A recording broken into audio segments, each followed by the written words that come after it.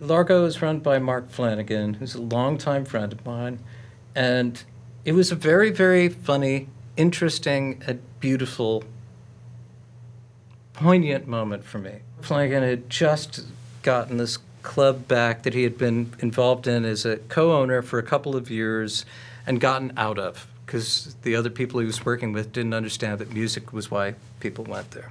And he said, "I want you to play Friday nights here."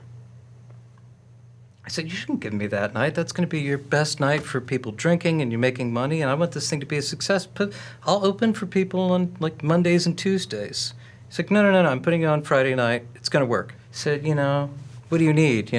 What's your rent?" And it was $400 at the time, I think. "Okay, well, what if I give you $200 a week?" I'm like, "But you might not make that with people at the door." So I argued with him. And I just thought about it for a second. Oh, you're willing to take a risk for me, and you believe in me, and my rent will be played, and I'll get to play whatever music I want. And I just looked up at him and said, "Okay, you have a deal." I used to go see Les Paul in New York, and he had discovered after his years of fame that his favorite thing was playing to a small but attentive audience, and he found a weekly gig in New York doing that. He did it for the last 30 years of his life.